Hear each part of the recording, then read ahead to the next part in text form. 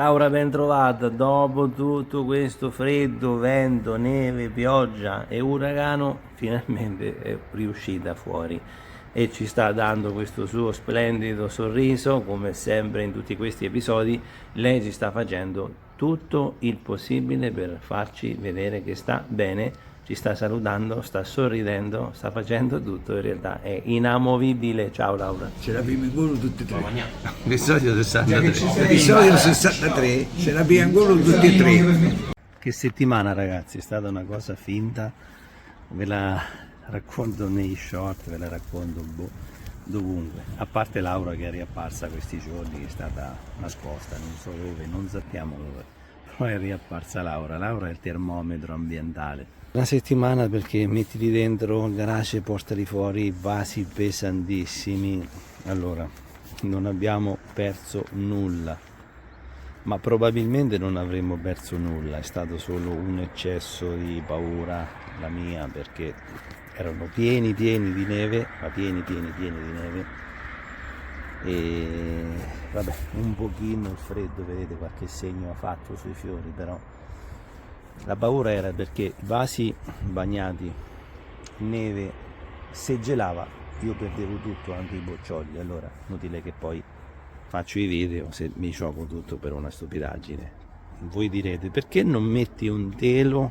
Allora l'ho messo su una pianta di limone, questa di pianta di limone qui, questa pianta, ho messo il telo è arrivato laggiù perché è arrivato anche vento, quindi coprire tutta questa stesa qui non è facile. Vabbè, il garage in alternativa l'avevo semplicemente là, è stato facile, in quei due garage lì è stato facile portare via tutto, però corso rischi perché non ha gelato. Prima ha piovuto, poi ha nevicato, bastava solo che la notte il cielo diventasse sereno, avrebbe gelato veramente tutto, però questo non è successo.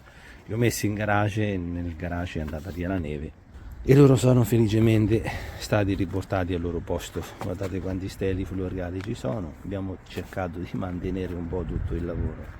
Riguardavo, in questo video vi dico una cosa, riguardavo un video, probabilmente questa pianta qui, perché me l'avete detto voi e poi danno mi scordo delle cose che faccio. Questo cimbidium qui è stato messo in fibra di cocco addirittura, quindi immaginate quello che potete fare. Cioè nel mondo delle orchidee fate, sperimentate voi, uno vi dà i consigli, ma la magia la fate voi, perché non è che vengo io a casa vostra a fare il miracolo lo fate voi. Quando dite maestro, magari fosse maestro, non stavo qui, era andato da qualche parte a fare il coltivatore di orchidee, però la magia la fate voi, perché questo sta in fibra di cocco. Non so che diavolo di mischiamento fatto in quel video in cui lo faccio vedere che lo tiro fuori dal vaso, distrigo le radici, fibra di cocco, vabbè, sta qui, quindi qualcosa è successo. Quindi è valida anche la fibra di cocco come terriccio, è valido tutto, basta che ci credete, basta che state attenti. Il video di ieri, episodio 13, l'idrocultura, tutto si può fare, basta che state attenti a quello che fate, perché se dite me l'ha detto Daniele, me l'ha detto Tizio, Caio, ma dice quello vende prodotti miracolosi, ma non è quello il concetto dovete voi adattare tutto quello che vedete. Ci sono sul canale YouTube 40 milioni di canali, quindi potete vedere di tutto.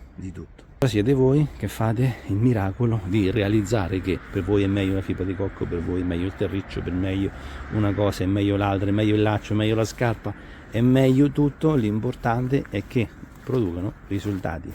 Fate quello che potete fare per farli star bene. La cosa importante, a -7 proprio non riescono, a -7 è impossibile. Ho visto nei vostri commenti che a -7 è impossibile, a -2 ci stanno, anche a -2 leggermente bagnati, però stiamo andando sulla gara del Guinness dei primati, non è quello, cioè a -7 è impossibile, non sono piante predisposte a vivere a -7, però a -2 leggermente bagnati stabiliamo questo proprio limite assurdo. Tant'è vero che questa notte sono andati a -2, percepita un pochino di più, e questa notte che verrà, perché questa qui di domenica sera arriveranno, non so a che temperatura percepita, però lasciamo stare, ok così. Se potete proteggeteli, se potete non li portate all'estremo, perché all'estremo avete visto qui c'erano due Vanda, queste due Vanda stanno a casa, stanno finendo la fioritura, le potevo lasciare qui perché a un grado ci sono arrivati, 1 grado. però non serve a nulla perché si rallentano, si rannicchiano come quando voi, esattamente come quando voi avete freddo a letto, no? Chiate tutti, la stessa cosa la fanno loro, si rannicchiano perché non è la temperatura ideale. Loro, lavanda, vive al caldo, sopporta 1 grado, però non è quello, non permette la fioritura di andare avanti, non è, le congeliamo nel senso non letterale, ma le congeliamo dal punto loro di vista di vivere la loro temperatura, il loro ambiente. Questa è la situazione delle lavanda portate a temperature un pochino più decenti. Questa è la situazione, quindi a proposito di questo iscrivetevi al gruppo Facebook Orchidee, un mondo fantastico, dobbiamo arrivare a tanti. Andiamo avanti col cimbidium verde mela, eccolo qua, andiamo avanti col giallo, andiamo avanti con il rosso è fantastico.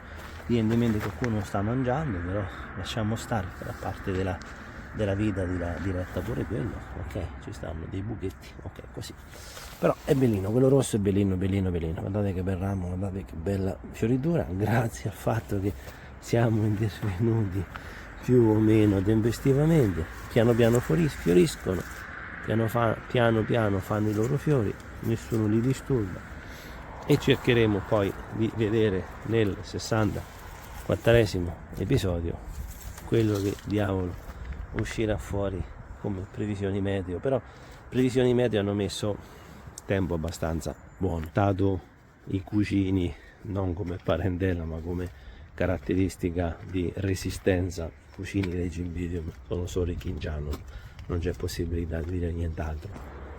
Rimessi fuori, anche loro hanno preso questa notte una leggera celata, pazienza, loro sopportano. È stato notevole un commento di un ragazzo che mi ha scritto quando ha visto i Kinjanon Mengaraci con la neve: addio, te li sei giocati. Io ho risposto: guarda che il Kinjanon, per ucciderlo devi sparargli, perché sennò non muore di una resistenza unica. Forte quel commento. Ci vediamo al 64esimo episodio, vi aspetto, ciao.